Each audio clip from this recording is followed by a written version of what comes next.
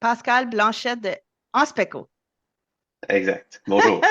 Bonjour, bienvenue au podcast Paradis dans ma backyard. Aujourd'hui, on parle de radon. Oh my God, ça fait peur. Radon. Non, c'est pas si pire, c'est pas si pire. Toi, tu vis dans le monde du radon, si je comprends bien. Tu es le Absolument. Ouais. spécialiste du radon. Oui, effectivement, je suis la personne en charge de la division radon chez Anspecco. Puis Anspecco, c'est une compagnie qui fait juste du radon ou vous faites quoi d'autre comme service? Non, effectivement, on est une compagnie multiservice dans le bâtiment, surtout axée sur les inspections, expertise, donc des inspections pré-vente, pré-achat, de la gestion de chantier aussi. On fait aussi les travaux d'inspection pour les condos avec toutes les nouvelles lois là, qui ont été instaurées, Uh-huh. la loi 22 entre autres. Donc, ouais, on touche à plusieurs choses au côté bâtiment, là. OK. Donc, quand tu parles de condo, tu parles pas juste des unités, là, tu parles de la bâtisse. La bâtisse, Ah ah. effectivement. Donc, fonds de OK. prévoyance, calendrier d'entretien, etc. Ah, c'est vraiment intéressant. Je ne savais pas ça. Nous, on s'est rencontrés. On s'est rencontrés, dans le fond, la semaine passée, dans un mandat spécifique que j'avais à Saint-Eustache, où on a découvert des genres de tuyaux bizarres qui sortaient du sol, puis on essayait de déterminer, bon, c'était quoi. On semblait penser que c'était un système par rapport au radon, fait qu'on t'a fait venir pour inspecter tout ça. Ça a été très utile. On a appris beaucoup de choses. Puis aujourd'hui, je vais te bombarder de questions justement sur le radon. Parce que dans notre région, à Laval, dans les Basses-Laurentides, on n'en parle pas tant.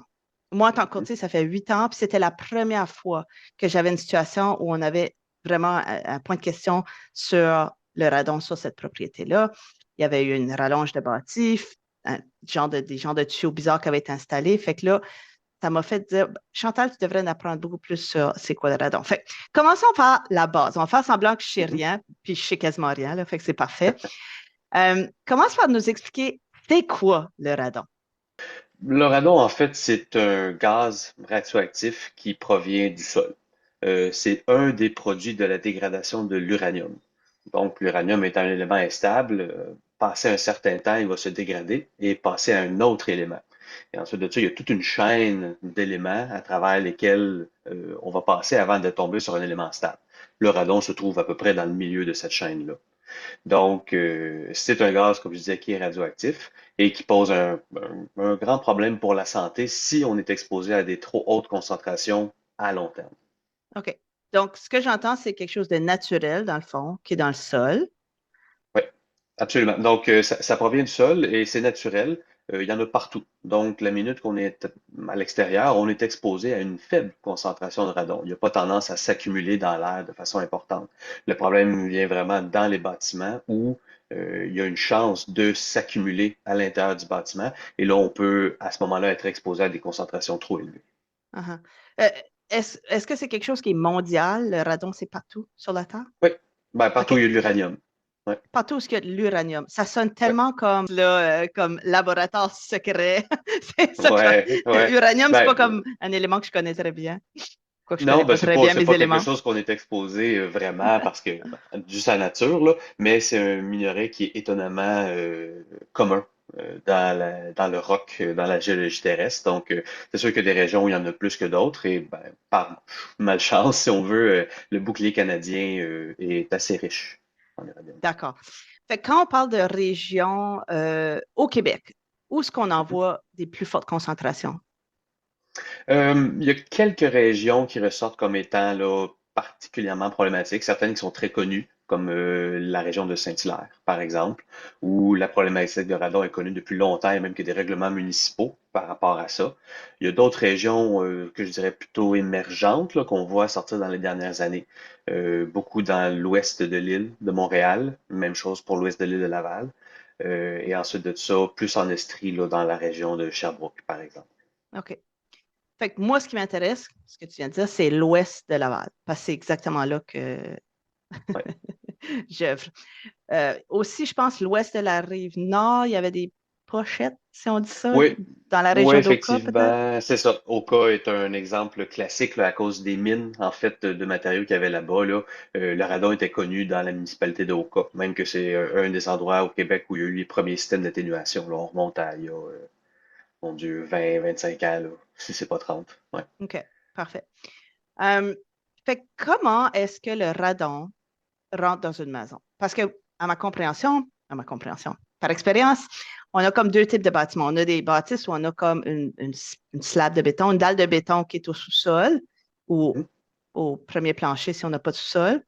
Et on a les anciennes habitations où c'est de la terre, c'est de la roche, puis on a une cave de service, un genre de vide sanitaire. Mhm. Est-ce que ça peut affecter le niveau de radon qui peut rentrer dans la maison? Oui, c'est sûr que la construction de la maison en tant que telle va avoir un gros impact sur comment le radon rentre dans la maison, mais surtout comment il reste dans la maison. Donc, vous mentionnez deux types de construction, là. Donc, une plus moderne avec une dalle de béton au sol et une autre avec un sol de terre, là, ou un vide sanitaire qu'on appellerait typiquement. Dans les deux cas, la mécanique d'entrée du radon est essentiellement la même. Donc, le OK. radon monte à travers le sol et la maison, ce qu'il faut savoir, c'est qu'une maison cherche toujours à faire rentrer de l'air de l'extérieur à l'intérieur de la maison. C'est pour ça qu'en hiver, si on ouvre un petit peu une fenêtre, on sent un courant d'air qui rentre. Donc, cette aspiration passive-là de la maison, c'est ça qui fait rentrer le radon par le sous-sol. Et là, ensuite de ça, l'effet de cheminée fait en sorte que l'air monte, tire le radon jusqu'aux étages et le distribue un petit peu dans la maison, si on veut. Alors, une maison avec une dalle de béton, typiquement, va avoir une résistance à l'entrée du radon. La dalle de béton vient comme un peu, pas bloquer le passage, mais restreindre le passage du radon, comparé à une maison qui serait sur un vide sanitaire, par exemple, où là, il n'y a vraiment rien qui empêche le radon de rentrer. Ceci étant dit, une dalle de béton, une construction moderne, la façon qu'on construit les maisons actuellement, ce n'est pas étanche. Donc, ça ne bloque pas le passage du radon. Le radon peut passer à travers, en fait, toutes les composantes qu'on installe. Le polythène n'est pas tout à fait assez épais. Le polythène, c'est la pellicule de plastique qu'on va mettre en dessous de la dalle de béton. Pas tout à fait assez épais pour bloquer le passage du radon. Même chose avec la dalle de béton, etc., etc. Donc, le radon n'a pas de problème à rentrer dans le bâtiment. Hmm. Maintenant, une fois qu'il est dans le bâtiment, euh, les bâtiments modernes ont tendance à avoir une plus grande problématique de radon. Parce qu'aujourd'hui, on Les bâtisses construit, modernes. oui, absolument, parce que la construction moderne est une construction qui est étanche. OK, Pour je des comprends. raisons d'efficacité énergétique, on cherche à créer des bâtiments très, très, très étanches. Donc, le radon va rester pris essentiellement dans la maison, ne se fera pas ventiler naturellement comme les anciennes maisons, les centenaires, où il y avait beaucoup, beaucoup, beaucoup de courant d'air, on le Mhm, sait, mhm, qui avait comme effet de renouveler l'air intérieur beaucoup plus souvent qu'une maison moderne. mhm. Fait que si ma facture hydro est vraiment haute, j'ai moins de problèmes de radon probablement Typiquement, oui, effectivement, que mon voisin. ouais, On s'entend, c'est ça. on parle de secteur aussi, là. OK. Mhm. OK. Fait que les maisons sont étanches maintenant. Si on met une maison directement dans une zone à problème de radon, une belle maison neuve étanche, même avec le polythène et tout, on peut quand même avoir un problème. Donc, qu'est-ce qui serait l'idéal? Comme mettre un système d'échangeur d'air? Un système d'échangeur d'air va avoir un impact positif sur la concentration de radon, dans le sens où ça va offrir une diminution par effet de ventilation, donc de dilution. Ce qu'on fait essentiellement, c'est qu'on rentre de l'air extérieur à faible concentration de radon, et cet air-là va diluer l'air intérieur à forte concentration de radon, ce qui va avoir comme effet de réduire la concentration. Par contre, l'effet est limité. Dans le meilleur des mondes, on parle généralement de 40 à 50 de taux de réduction, ce qui OK. est souvent pas suffisant selon la concentration initiale. Et l'autre chose, c'est que l'effet est seulement actif lorsque l'échangeur d'air Est est actif. allumé. Ah, ah. Donc, normalement, un échangeur d'air, on fonctionne un certain nombre de minutes par heure, typiquement 10 ou 20 minutes par heure, pas bien plus. Donc, la réduction se fait pendant ces 20 minutes-là. Le reste du Mhm, temps, le radon est à haute concentration. Ce qu'il faut mhm, comprendre, c'est que les concentrations de radon fluctuent très, très, très rapidement. Donc, autant qu'on peut les descendre rapidement, autant qu'elles vont remonter rapidement. Donc, la minute qu'on éteint l'échangeur d'air, par exemple, normalement, la concentration moyenne de radon va être atteinte après une heure, deux peut-être maximum, même plus rapidement que ça dans certains cas. Puis pour revenir à l'aspect radioactif de ce gaz-là, qu'est-ce qu'on a comme, moi j'entends radioactif, cancer. Mhm. C'est quoi les études par rapport au radon et les effets? Est-ce qu'on a pu prouver, on a pu faire vraiment un lien de causation sur le cancer et le radon dans le bâtisse?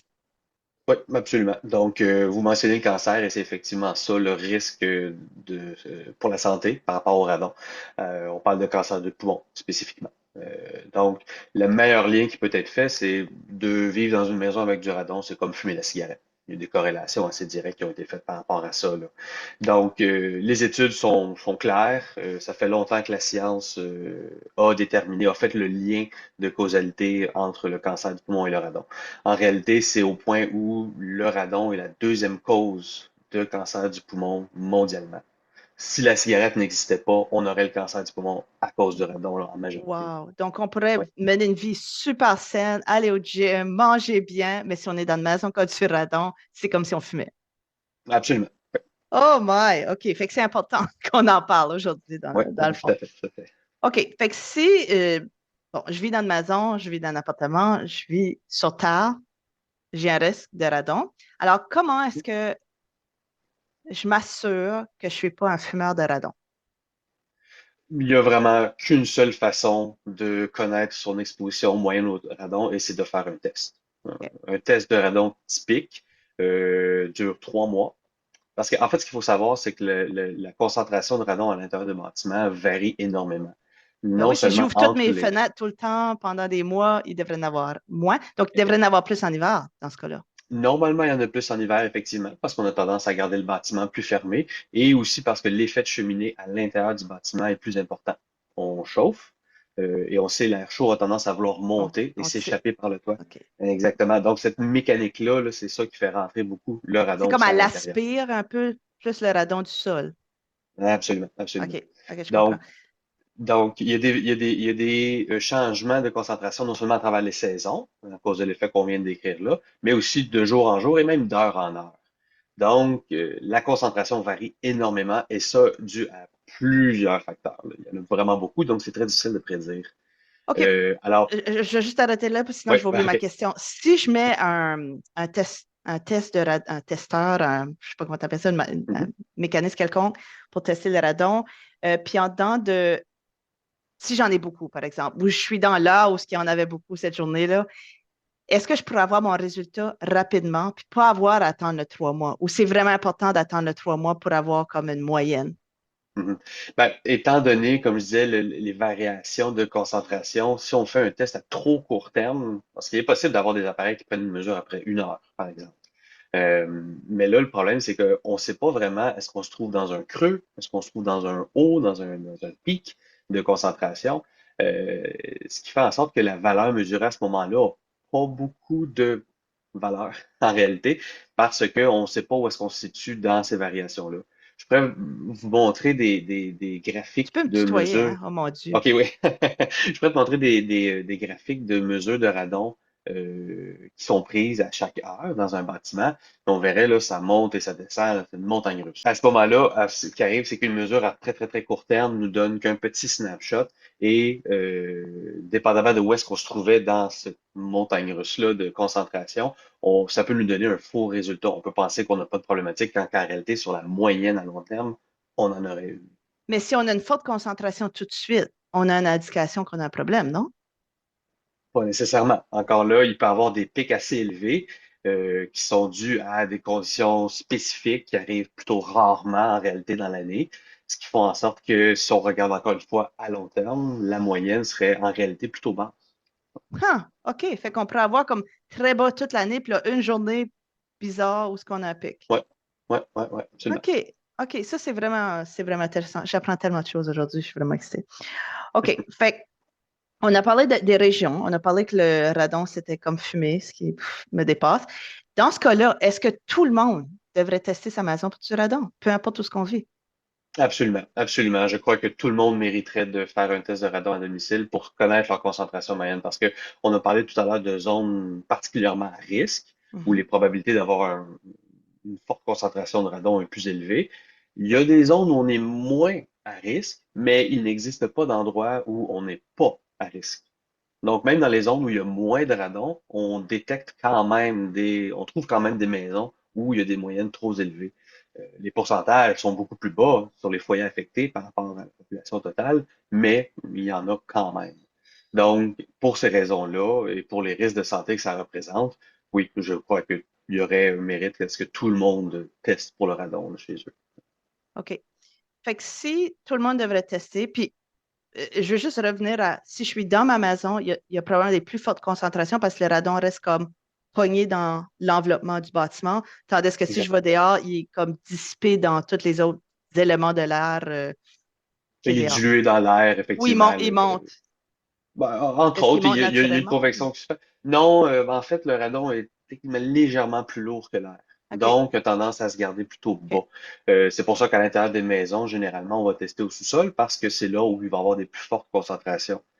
Si les mouvements de convection à l'intérieur de la maison font en sorte qu'il y a une partie du radon qui va réussir à monter aux étages, si on veut, euh, il y a quand même une plus forte concentration au sous-sol. Typiquement, on prend la concentration mesurée au sous-sol et on la divise par deux par étage. OK. Fait Ça que le nous donne à peu sous-sol, près une moyenne. typiquement, c'est la partie où il y a le plus de concentration et de moins Ouais, en moins. Fait que de si moins j'habite en dans moins. une tour de 24 étages à Laval, puis je suis au 24e, Ouais, non, les chances d'avoir une problématique de radon sont très faibles, mais surtout si dans je le suis au cas des premier étage, condos. Ouais, plus élevé, OK, effectivement. Les condos, c'est un petit peu particulier étant donné la façon qu'on construit les condos. Euh, une unité, normalement, doit être étanche par rapport aux unités voisines. Alors, il n'y a pas beaucoup de communication d'air entre les étages à ce moment-là. Donc, même au premier étage, typiquement d'un condo, nos chances d'avoir une problématique de radon sont beaucoup plus basses. OK. OK, fait que c'est plus dans l'unifamilial qu'on voudrait tester, là. OK, excellent. Fait que là, retournons au test. J'aimerais te parler des coûts. Donc, comment ça marche un test? Qu'est-ce que ça a de l'air d'une machine? Y a-tu des tests meilleurs que d'autres? Y a-tu des compagnies? Comment ça marche? Mhm. Donc, il y a plusieurs types de tests de radon. On les divise en deux grandes familles, si on veut, là. C'est les tests à court terme et les tests à long terme. Les tests à court terme, c'est vraiment des tests qui ont été créés, si on veut, pour répondre à la demande des transactions immobilières. Donc, on le sait, dans le cadre d'une transaction, on n'a pas beaucoup de temps nécessairement pour remplir les différentes conditions qu'on a suite à l'acceptation d'une offre d'achat. Typiquement, là, autour de 10 jours. Alors, dans cette optique-là, on peut pas vraiment faire un test de 3 mois si les acheteurs sont intéressés à connaître la concentration de radon dans la future maison qu'ils vont acheter. Alors, à ce moment-là, on peut faire un test à court terme, sur une période de 10 jours. Le minimum, c'est 48 heures, mais on essaie d'étirer le plus possible OK. selon ce qui est possible. Euh, ensuite de ça, les tests à long terme, ben là, c'est ce que je disais tout à l'heure, c'est des tests de 3 mois, idéalement jusqu'à un an, si possible. Alors, il y a différents appareils, comme par exemple, j'en ai un ici, là, c'est un appareil de ePerm. Donc, c'est des petites capsules là, réutilisables qu'on met dans un contenant spécial. Une fois que le contenant est ouvert, techniquement, le test est actif, tout simplement. Ces appareils-là sont réutilisables, donc nous, on peut s'en servir pour faire plusieurs tests dans plusieurs maisons. Il y a des kits de tests là, à usage unique qui se vendent aussi sur Internet, en magasin, on les trouve un peu partout maintenant, là, qui sont aussi tout aussi fiables. En réalité, la fiabilité du test est assurée si le test est certifié par le PNCRC, ce qui est le Programme de compétences radon national du Canada. Programme national de radon, compétences, enfin. C'est le corps réglementaire qui régit le radon au Canada. C'est sous la tutelle de Santé Canada, essentiellement. Alors, en autant que les appareils sont certifiés, la qualité et l'exactitude des mesures est bon, pas assurée, mais presque. OK. Fait que si on achète un sur Amazon, on check si c'est certifié PNCRC. Oui, exactement. Donc, on OK. peut aller sur le site du PNCRC et il y a une liste des appareils certifiés là, OK. sur Puis le là, site. combien qu'on paierait pour un kit à usage unique résidentiel? Typiquement autour de 30 à 45 $ là, selon l'appareil. OK. Fait que c'est pas cher à payer pour être assuré qu'on Non, c'est on vraiment n'est pas pas cher à payer. l'équivalent des fumeurs. OK. Ouais, c'est ça. C'est C'est pas vraiment cher à payer, intéressant. puis c'est un test qui est extrêmement facile à faire, même Mhm. soi-même. Les kits de test viennent avec des instructions claires sur où placer l'appareil. Il y a des petites règles à suivre par rapport au dégagement. Tu sais, on le met pas, par exemple, sur le côté d'une fenêtre ou en dessous d'une bouche de ventilation, si on a un Ouais. échangeur d'air, bon, des choses comme ça. Des choses simples, mais sinon, c'est très, très, très facile à faire. Et les kits viennent avec une petite enveloppe de retour. Une fois que le test est terminé, on le met dans la petite enveloppe, c'est envoyé dans un laboratoire et le rapport suit ensuite, là, quelques jours plus tard. Puis ces tests-là donnent les fluctuations journalières? Non. Non. Donc, ces tests-là vont seulement donner la moyenne de concentration mesurée.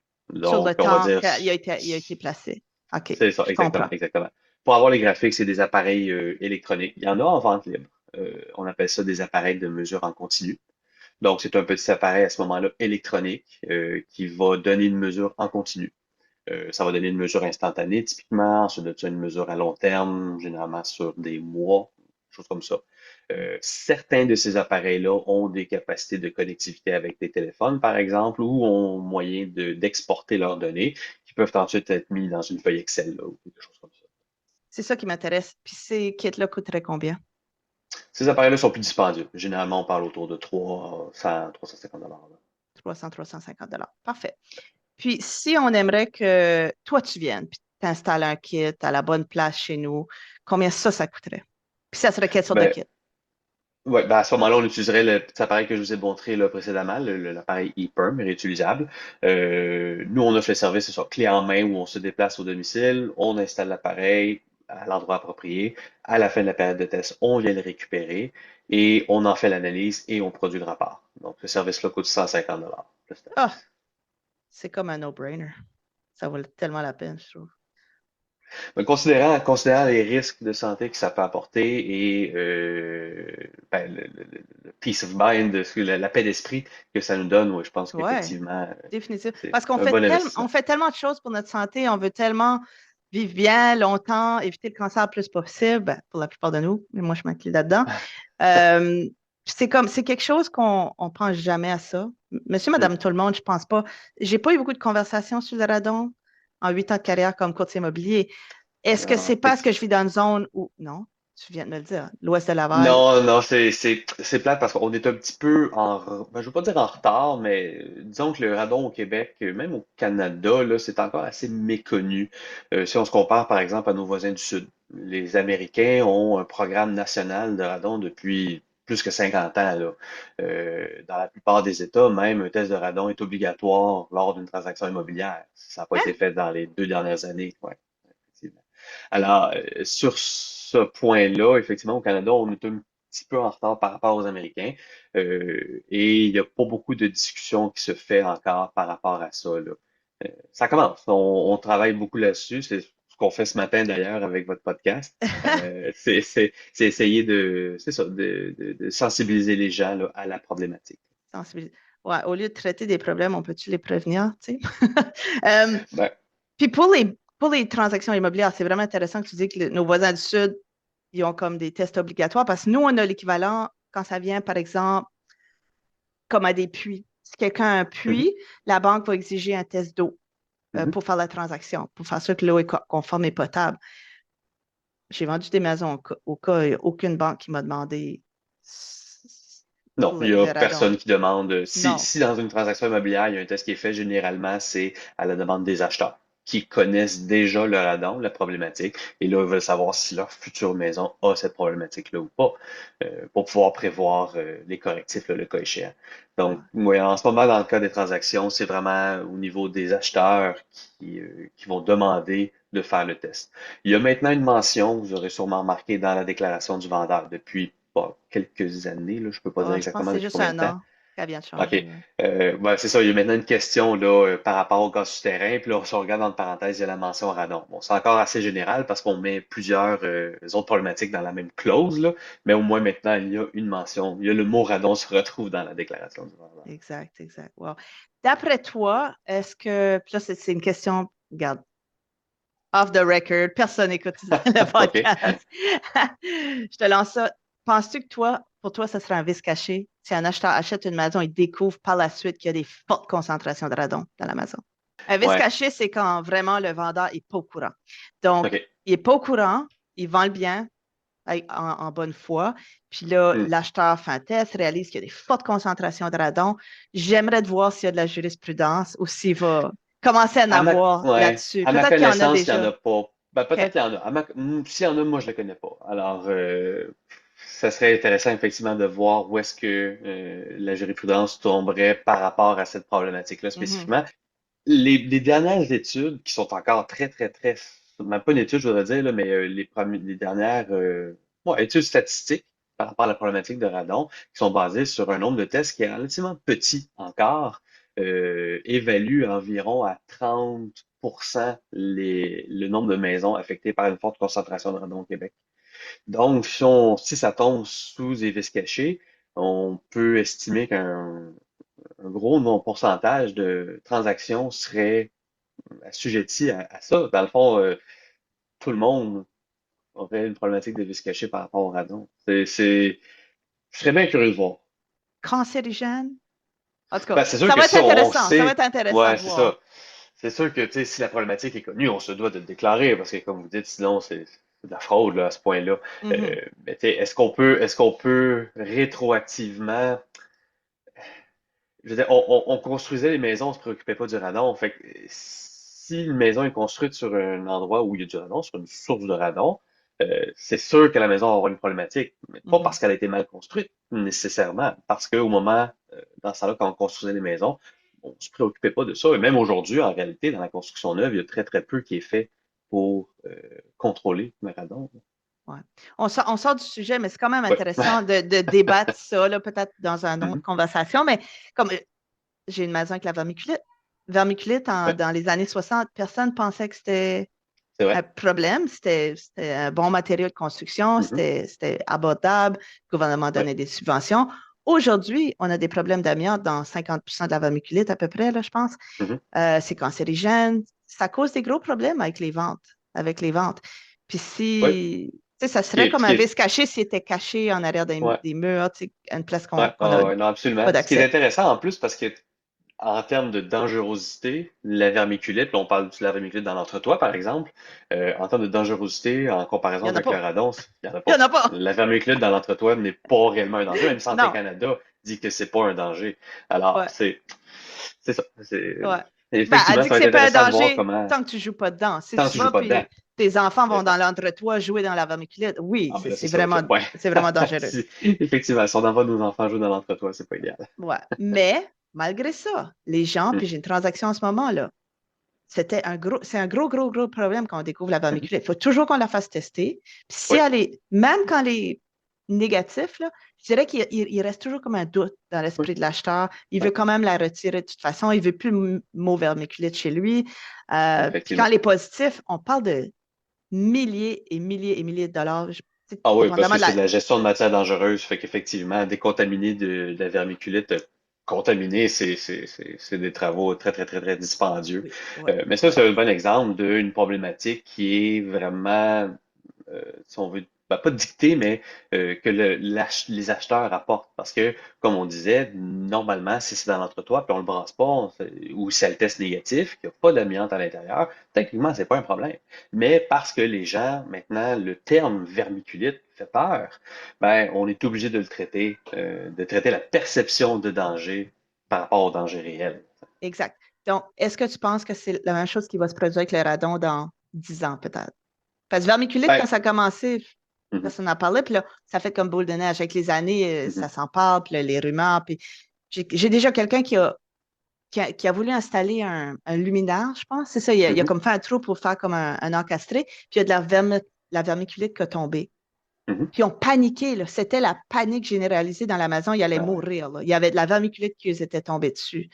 Euh, bon, c'était peut-être un cas extrême, mais est-ce qu'on s'en va vers ça avec le radon, que les gens vont commencer à être vraiment conscientisés, peut-être jusqu'à Mhm. l'extrême, là? Ouais, ben, c'est sûr que sans qu'on tombe à la panique, là, je crois que vraiment, oui, il y aurait avantage à ce que les gens se préoccupent plus de cette problématique-là. Parce qu'on parlait encore, je disais, le danger réel par rapport au danger perçu. C'est drôle parce que le radon, c'est un peu l'inverse. Étant donné qu'il n'y a Ça, je comprends. aucun symptôme, aucun problème de santé, aucun Mhm. signe à court terme, on ne perçoit pas le danger que le radon Ouais, amène, tandis que ce danger-là est très réel comparé à ouais, la vermiculite, où là, on avait un peu exact. l'effet inverse. Alors, Exactement. Ouais, ouais, c'est ce que sans qu'on j'entends. tombe dans la panique, je pense qu'il y aurait définitivement avantage à ce que les gens se préoccupent beaucoup plus du radon, non seulement dans le cadre d'une transaction immobilière, mais aussi dans le cadre où on passe plusieurs années généralement dans la même maison, là, tu sais. Ouais. Euh, alors, ouais. Ça va être intéressant à voir, mais il y a peut-être l'aspect que c'est invisible. Tu sais, les choses invisibles nous préoccupent moins. On le Ah, goûte pas, on le sent pas, on le voit pas, on peut absolument. Et facilement l'oublier. pire que ça, c'est des risques à long terme. Donc là, on se projette non seulement 2, 3 ans, mais il faut aller 10, 15, 20 ans dans le futur avant que les problèmes se déclarent. Alors, c'est vraiment facile à ce moment-là d'ignorer, effectivement, le Exactement, problème. exactement. OK. Fait que là, on a tout parlé des dangers, on a parlé de comment tester, trouver si on a du radon. On a encouragé tout le monde à faire un test, surtout qu'au prix que ça coûte, je veux dire, c'est une fois au McDo, là, on s'entend? Ouais, c'est ça, effectivement. Fait que si on découvre par malchance que, oh my God, chez nous, il y a du radon, il y a trop des fortes concentrations, parce qu'il peut y en avoir un peu, on ne capote pas. J'imagine Mhm. il y a un niveau qui est acceptable. Euh, il y a des choses cancérigènes un peu partout dans notre vie. Fait il faut vivre Ouais, bah, avec. on touche au niveau. Fait que l'idée, c'est que le radon, étant donné que c'est un facteur de risque, comme tout cancérigène, en réalité, le risque zéro n'existe pas. Non. Donc, Santé Canada établit un seuil d'action. Mais j'aime pas appeler ça une limite parce que ça suggère que peut-être si on est en dessous de la limite, on n'a plus de risque, ce qui n'est pas vrai. Le seuil d'action est établi à 200 becquerels par mètre cube. Les becquerels par mètre cube, c'est l'unité de mesure de concentration du radon utilisée là, au Canada. Alors, ce qu'on dit finalement, c'est que si on se trouve en dessous, en bas de 200 becquerels par mètre cube d'exposition moyenne, le pourcentage de risque à long terme de contracter un cancer du poumon est suffisamment bas pour que normalement on n'ait pas de problème. T'sais, le risque est très faible. Au-dessus de 200, c'est là où le risque devient plus élevé. Mais là, vous allez me dire, OK, mais si je suis à 190 ou 210, quelle est la différence réellement? Ouais, il n'y en a pas beaucoup. T'sais. Alors, si on émet un seuil d'action à 200, moi, ma recommandation généralement aux clients, c'est abaisser-le au niveau le plus bas possible, raisonnablement, et ce pour limiter le plus possible votre exposition. Parce que je faisais le parallèle avec la cigarette tout à l'heure, mais même à des faibles concentrations, tu sais, si on dit à 200, on fume à peu près l'équivalent d'un quart de paquet de cigarettes par jour, ben à 100, c'est quand même quelques cigarettes par jour. Tu sais, moi, je fume pas. Je fume aucune cigarette. J'en fume pas une ou deux par jour pour le fun, là, tu sais. Alors, j'ai un petit peu la même attitude par rapport au radon. D'ailleurs, si on regarde nos voisins du Sud, les États-Unis, eux mettent leur seuil d'action à 150 becquerels par mètre cube. Et si on parle à l'Organisme mondial de la santé, eux recommandent d'établir le seuil à 100 becquerels par mètre cube. Donc, c'est sûr que la plus basse concentration auquel on peut être exposé, c'est le mieux. J'apprends tellement de choses. Fait que, j'ai pas compris des becquerels par mètre cube. Ouais, J'ai becquerel, bien ouais, ouais, becquerel. ouais. Puis ça, est-ce qu'on a ça dans la nicotine, du becquerel? Non, non, Non. le becquerel, c'est une unité de mesure, si on veut, de radioactivité, en OK, réalité. OK, OK. C'est l'équivalent en risque par rapport à la nicotine, par Ouais, exemple. on essaie OK. de créer des équivalences comme Ouais, je ça, là, comprends. avec l'association pour Non, c'est donner un parfait. exemple C'est concret parfait. aux gens, là. Ouais. OK. Wow. 200, 150, 100. Puis 200 serait l'équivalent en pourcentage de risque pour le cancer à un quart de paquet de cigarettes par jour. À peu près, à Grosso peu près. modo. OK. Ouais, ouais. Citez-moi OK. pas sur ça, là, mais Non, non, ouais, ça comme aide un peu à comprendre l'idée. c'est ça, c'est ça. Fait que si nous, on fait le test, puis là, on apprend qu'on est à 100, 150, 200, 300, je ne sais pas c'est quoi un haut niveau, ce serait combien? Un niveau que c'est comme, c'est grave, là. Ben, Le risque de je pense cancer. que on est au-dessus de 200, on peut considérer comme une problématique. Si on OK. est au-dessus de 800, on a une problématique grave. OK. Puis Si on est dans les milliers, là, dans nos attention. hotspots, là, qu'est-ce que tu as dit, Saint-Hilaire, c'était-tu? Oui, Où absolument. Ouais. dans une région comme Saint-Hilaire, c'est quoi les chiffres qu'on voit? Oh, mon Dieu, ça varie énormément. Vous voyez, à peu près 80% des maisons dans cette région-là qui ont une concentration plus élevée que 200 becquerels par mètre cube. Et il n'est pas rare de voir des maisons avec des concentrations dans les milliers, plusieurs milliers. Plusieurs milliers. Oui, C'est quoi le plus ben, haut que tu as vu dans une maison résidentielle? 18 000. C'est combien de paquets de cigarettes par jour, ça? C'est beaucoup, c'est beaucoup. À ce niveau-là, généralement, on va recommander un correctif là, très, très, très, très rapidement. Là. On va essayer de faire ça OK. dans le mois qui suit, là, quasiment. Là. Personnellement, j'achète une maison, puis là, je fais un test de radon, puis j'ai 18 000 becquerels par mètre cube. Je vais probablement poursuivre en vice caché. Je vais Ouais, m'essayer. ben Je vais là, m'essayer. Ça serait au juge de décider, mais c'est vraiment, c'est ça. ça serait vraiment comme pour moi un problème grave. OK, là, tout le monde veut ça. Là, on veut vraiment savoir. Qu'est-ce qu'on fait? Qu'est-ce qu'on fait? On fait le test. Oh my God, on est à 250, 300, 400, 18 000 becquerels par mètre cube. Qu'est-ce qu'on fait? Puis combien ça coûte? Ben, j'imagine, on panique, puis on appelle Pascal. C'est ça. Ben là, on n'est pas obligé de paniquer. L'avantage, la chose positive avec les problématiques de radon, c'est que le correctif est très simple en réalité et relativement peu coûteux par rapport à OK. d'autres travaux qu'on peut avoir besoin de faire sur une maison. Donc, la solution là, qu'on va utiliser dans 99% des cas, c'est ce qu'on appelle un système de dépressurisation de la dalle. Répète ça. Je veux Essentiellement, juste bien ouais, de un système de dépressurisation de la dalle. dépressurisation de la dalle. Ouais. OK. Donc là, dans le cas dans ce cas-ci, là, l'exemple que je vais utiliser, on va assumer une maison avec un sous-sol et une dalle de béton. Même s'il n'y avait pas de sous-sol en réalité, c'est une dalle au sol, c'est la même chose, mais on a une dalle de béton. Alors, le principe est que on va installer un système avec un tuyau, un ventilateur, tout ça qui va venir créer une aspiration en dessous de la dalle de béton. Le principe étant que le radon vient du sol, monte, atteint la dalle de béton et normalement rentre dans la maison par la suite. Mais là, si on crée une aspiration, on vient aspirer le radon avant qu'il ait le temps de rentrer dans la maison et on l'évacue à l'extérieur. Donc, la façon de faire ça, c'est très simple. On va percer un trou dans la dalle de béton. On va insérer un tuyau dans ce trou-là. Le tuyau ne rentre pas nécessairement dans le sol. Il va pénétrer la dalle de béton environ 2 pouces, pas bien plus. Ensuite de ça, on va connecter un ventilateur sur ce tuyau-là qui va créer l'aspiration et on va amener une évacuation à l'extérieur comme une sortie sécheuse, essentiellement. Ce système-là fonctionne 24 heures sur 24, 7 jours sur 7, il n'arrête jamais. Et ça va contrôler le radon là, très, très, très bien. On parle de taux de réduction de 90 à 95 ça, peu importe la valeur initiale. Donc, dans une maison, comme par exemple, on a plusieurs milliers, c'est la même solution qu'une maison qui serait autour de 200, par exemple. Et ça va être tout aussi efficace à réduire la concentration. Fait qu'on Nous, n'a pas besoin typiquement, là, d'excaver. non, aucune excavation. Dans la Jamais. majeure partie des cas. Il y a quelques OK. cas d'exception selon la construction, le type de remblai, où là, ça peut devenir un peu plus compliqué.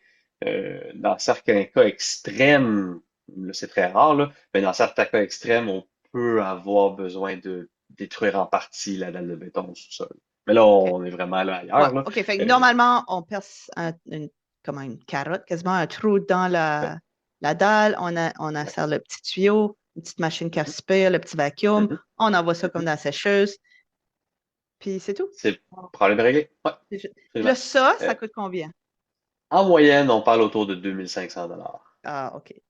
Fait que c'est peut-être pour ça qu'il y a moins de cas de vis cachés dans un problème de radon, parce que 2500 $, c'est très peu coûteux si on compare Ouais. à d'autres problématiques qui est dans les dizaines de milliers. En tout cas, ça sera intéressant. On n'est pas juge, fait que Non, non, on verra définitivement qu'est-ce pas. que. Ben, peut-être qu'il y a de la jurisprudence, peut-être aux États-Unis ou dans d'autres pays, fait que ça serait peut-être intéressant à fouiller un petit Mhm, peu là-dessus. OK, fait que dans le fond, 2500, on atténue à 90-95 le radon. mhm. Si on n'a pas, si on, si on a juste des doutes, est-ce que juste ventiler plus souvent la maison, ça peut être un correctif entre, entre-temps? Ça Ou- peut pas nuire. Ça peut Parce pas que faire tu as de parlé d'un tort. 50 mais juste le temps Ouais, qu'on ventile. Aussitôt qu'on ouais. referme les portes, Puis 50%, c'est vraiment dans le meilleur des mondes. L'échangeur d'air a été essentiellement installé et balancé dans l'optique de contrôler le radon. Donc, une installation typique d'échangeur d'air, si on va chercher un 30% de réduction, c'est beau, là, tu sais. Alors, ça peut pas faire de tort. C'est sûr que non. si on ouvre les J'aime mieux fenêtres, 30, si on fait fonctionner 30 que l'échangeur pantoute. d'air, si on ventile, c'est ça. Il va avoir un impact positif. Par contre, encore une fois, ce qu'il faut savoir, c'est que la minute qu'on arrête la ventilation, qu'on ferme les fenêtres ou qu'on éteint l'échangeur d'air, les concentrations de radon remontent Ouais, presque OK, je comprends. immédiatement. Une dalle de béton, donc, je connais plusieurs bâtiments comme chez nous où ce qu'on n'a Mhm, pas de sous-sol, c'est juste une dalle de mhm. béton. Je ne voudrais pas nécessairement faire un trou dans ma dalle. Je n'ai pas l'espace nécessairement pour avoir une belle petite machine qui aspire. Est-ce qu'il y a moyen quand même d'excaver si on a une maison qui est sur dalle de béton, excaver puis faire l'aspiration extérieure ou ça devient plus complexe? C'est plus complexe. Typiquement, c'est pas recommandé d'installer un système à l'extérieur au Canada à cause de la météo. Bon, c'est vrai que cet hiver, ça a été plutôt doux et clément, mais avec les hivers qu'on a, il n'est pas rare qu'on tombe à des températures très, très, très, très, très froides. Et ce qu'il faut savoir, c'est qu'il y a beaucoup d'humidité qui va circuler à travers le système. Le problème à l'installer à l'extérieur, c'est que la condensation qui va circuler dans le système peut éventuellement geler. Et là, faire geler le tuyau, le ventilateur, le bloquer, bon, etc., etc. Donc, si sur papier, la solution que suggère serait techniquement possible, en pratique, pas réellement. Il faut que le système soit à l'intérieur pour éviter les problèmes de gel. Sinon, il faudrait construire une boîte à l'extérieur, chauffer, isoler, etc., pour garder le système au chaud. Puis bon. Alors, c'est possible, mais pas très pratique.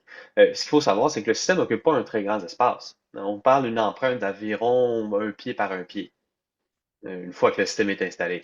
Donc, c'est très, très, très rare qu'on ne trouve pas un petit coin dans la maison, que ce soit dans le fond d'un garde-robe, dans le coin d'une pièce ou quelque chose comme ça, où on ne peut pas intégrer le système et le cacher par la suite, quitte à faire une fausse boîte autour du système pour comme un peu le cacher. Fait que, tu sais, il y a un petit check dans le mur, puis le système est là-dedans. Est-ce que c'est Là. bruyant? Non, non, non, vraiment pas. En fait, généralement, là, c'est moins, j'ai pas des valeurs de décibels exactes, mais c'est moins bruyant qu'un échangeur d'air en fonction, c'est moins bruyant qu'un frigidaire en fonction, Ah, c'est moins OK. bruyant que, ouais, non, Parfait. OK. Pour revenir à l'espace où c'est sur la dalle, Mhm, est-ce qu'il y a une zone, est-ce que c'est mieux au centre de la dalle ou dans le coin de la dalle? Est-ce qu'il y a une zone qui est mieux qu'un autre ou mhm. tant que c'est en dessous de la dalle, Typiquement, c'est sûr que, encore une fois, si on va sur papier, c'est mieux en plein milieu de la dalle. en plein milieu? Parce que, si on veut, la succion va faire un rayon d'action autour du point de succion. Tu sais. Alors, si l'appareil est capable de générer de la succion sur un rayon de, je sais pas moi, 20 pieds, ben, si on le met au centre de la maison, puis on a une surface d'à peu près 40 pieds, ben, on vient chercher toute la surface. En réalité, l'emplacement exact, on est beaucoup plus flexible parce que encore là, ça dépend du type de remblai qui est en dessous de la dalle de béton. Donc, à quel point le matériel qui se retrouve en dessous de la dalle de béton permet le passage de l'air. Si c'est de la pierre concassée, ce qu'on appelle typiquement du trois quarts net, à ce moment-là, c'est très poreux, ça ne se compacte pas, l'air circule très librement à travers ce matériel-là. Donc, on peut placer le point de succion, le système, à peu près n'importe où dans la maison, avec un type de ventilateur très faible, pas très puissant, et quand même être capable de créer et générer, maintenir cette succion-là facilement. Parce que l'air circule facilement. Si on n'est pas chanceux et on est remblayé avec quelque chose comme du sable, par exemple, ou de la terre, ou bon, un matériel qui a tendance à se compacter, à être plus étanche, ben là, effectivement, peut-être qu'on va viser un point de succion plus central, un ventilateur plus puissant pour être certain de couvrir la surface de plancher. Parce que c'est ça qui est important, c'est que pour que le système fonctionne, il faut que la succion s'applique sur l'ensemble, la totalité de la surface de plancher. Si quelqu'un est vraiment en dessous de sa dalle, c'est vraiment du sable ou je sais pas, quoi d'autre ça pourrait être? En tout cas, quelque chose de très Argileux. compact. Ouais. Euh, Est-ce que des fois on met deux systèmes? Oui, et ça peut être possible d'avoir besoin de deux systèmes ou peut-être deux points de succion, donc deux trous avec de la tuyauterie qui se relie à un seul ventilateur et une seule sortie. Ça peut être possible. Euh, Deux systèmes séparés, des fois c'est nécessaire. Est-ce Là, on qu'on rentre dans les est-ce cas. qu'on double les coûts s'il faut faire ça souvent? Non, pas nécessairement doubler les coûts parce que les équipes sont déjà sur place. Donc, on OK. sauve beaucoup en termes de temps et de déplacement et tout ça, là. Donc, oui, ça augmente les coûts, pas nécessairement doubler. Mais l'idée, c'est que nous, par exemple, là, on a une problématique de radon. Je me présente à ton domicile pour dire, faire une soumission, pour essayer de déterminer comment on va régler la problématique. De un, basé sur mon expérience dans la construction, j'ai été inspecteur en bâtiment là, pendant plusieurs années avant d'être dans le radon. Je suis déjà capable d'identifier des problématiques potentielles.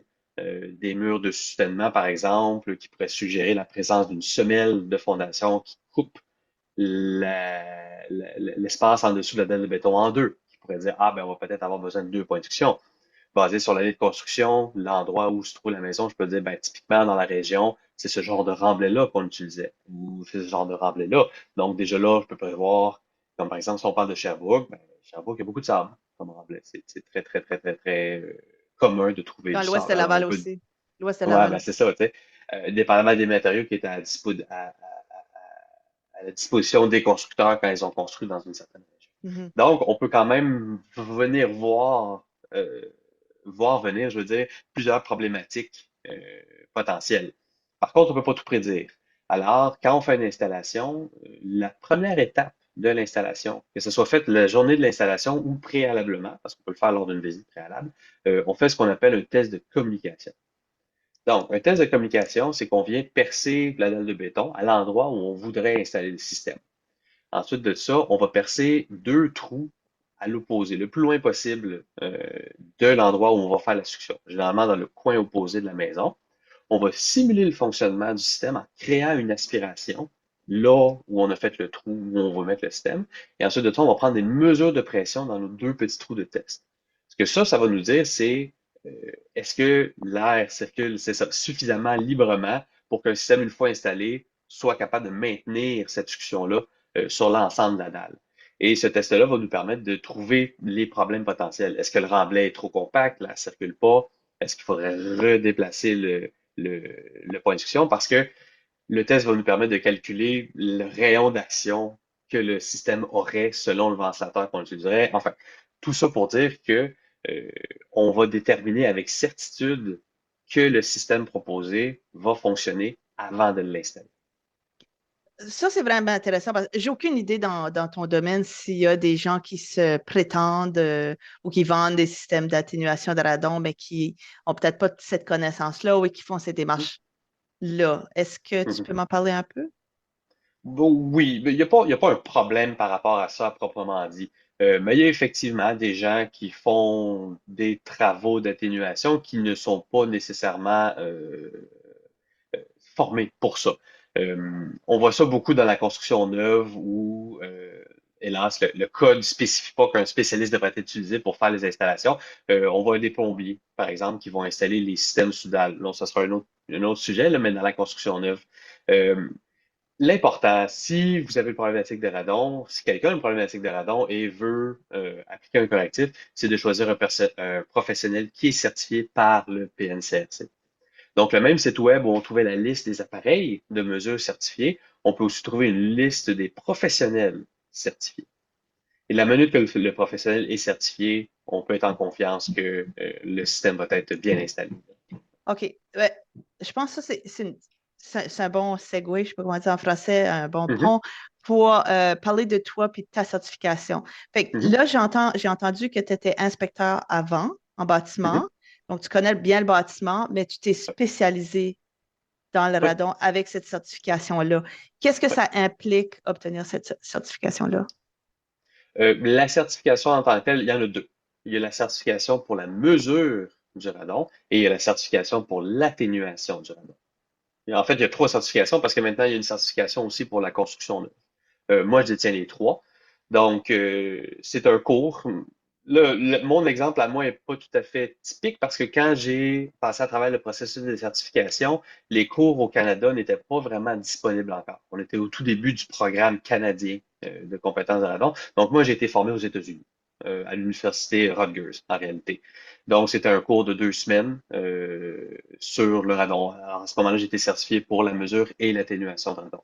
Une fois que le programme canadien s'est un peu plus défini, j'ai obtenu ma certification par équivalence. Parce que ce qu'il faut savoir, c'est que le programme canadien est essentiellement calqué sur le programme américain. Mhm, On a adapté pour nos réalités, mais c'est essentiellement la même chose. mhm. Euh, Par la suite, l'année passée, j'ai été certifié aussi pour la construction neuve, étant donné les nouvelles exigences là, en construction neuve Municipal. pour ce qui Mhm. est.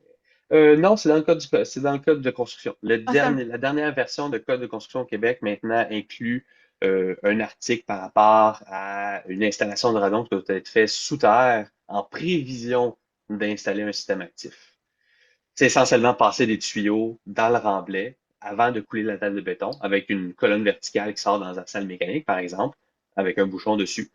Alors, le jour où on détermine qu'on a une problématique de radon, un professionnel peut se connecter sur cette colonne-là crée une aspiration et ça garantit la communication. On parlait tout à l'heure, le test de communication, qu'est-ce qui arrive si on a du sable ou un matériel plus difficile, il faut déplacer le système, bon, etc., etc. L'installation qui est faite maintenant dans les constructions neuves garantit que la communication se fait bien. Donc, le jour où il faut installer un système, on le sait que ça va fonctionner. Depuis quand que c'est dans le code du bâtiment? Depuis juin cette année, euh, dans le code qui est venu en vigueur là, en juin de cette année. Mais là, il faut faire attention parce que c'est pas toutes les municipalités qui appliquent la même version du code. Donc, c'est pas automatique maintenant que dans toutes les municipalités, toutes les constructions neuves doivent avoir ça, mais ça s'en vient. Ça s'en vient. Ouais. OK, donc certaines municipalités comme Saint-Hilaire, sans doute, ont ça comme Ben, réglementation depuis quand? tout dépend de quelle version du code de construction la municipalité applique. OK. Parce que c'est pas unifié à travers le Québec. Toutes les municipalités n'appliquent pas la même version du code de construction. Certaines sont encore sur le code de 1995, par exemple. OK. Wow!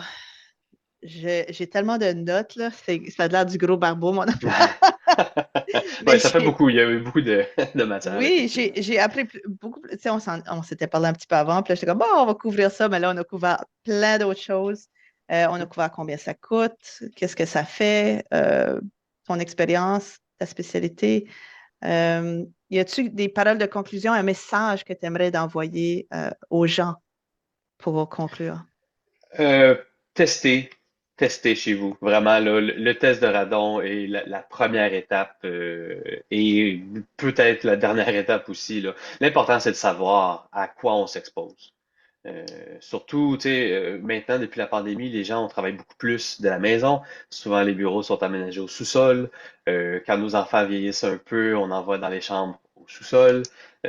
Donc, tu sais, non seulement pour nous, mais pour les membres de notre famille, il y a vraiment avantage. Et parlez-en. Parlez-en à vos amis, parlez-en à vos collègues, parlez-en à votre famille. Vraiment, là, la problématique existe. C'est pas, on n'essaie pas de faire peur aux gens.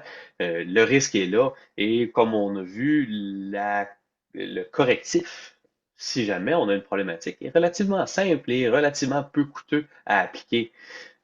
Donc, je crois que tout le monde vraiment a avantage à tester pour le radon à domicile. Si j'ai un message à passer, c'est ça. Tester, tester, tester, tester. Ça coûte tellement peu. Sauter le McDo Exact. une fois, puis Exact. C'est peu déjà ça, ça va être dispendieux, bon pour c'est la simple. santé. Ouais, ouais, ouais, absolument, absolument. Puis, comment est-ce qu'on te rejoint? Donc, si on a fait le test ou on veut que toi, tu fasses le test, comment qu'on te rejoint? Ben, à travers notre site web, ça peut souvent être le premier point de contact parce qu'en plus, il y a de l'information additionnelle sur le site web. On a des exemples d'installations si on veut savoir à quoi ressemble un système d'atténuation. On a des photos, on a toutes sortes d'informations, des liens qui mènent à Santé Canada aussi pour des articles explicatifs, qu'est-ce que le radon, comment ça fonctionne, la mécanique du bâtiment autour de ça, etc., etc. Et à travers le site web, bien sûr, il y a toutes les informations pour nous contacter, que ce soit par courriel ou par téléphone, là. Excellent. Pascal, merci tellement là. Je vais aller boire un café là, parce que là, je vais comme m'assurer de Décanter retenir tout cette ça, là. information-là. Ben, c'est un plaisir, un plaisir. Puis on est toujours disponible là, pour répondre à des questions. Moi, j'ai vraiment aucun problème, là. Si les gens veulent m'appeler juste pour discuter du radon, ça me fait plaisir, là. Puis comme je dis souvent, là, je suis pas avocat, là, donc je vous enverrai pas une facture. Cool, merci beaucoup. Vraiment, Ça fait c'est plaisir, ça bien fait plaisir. apprécié.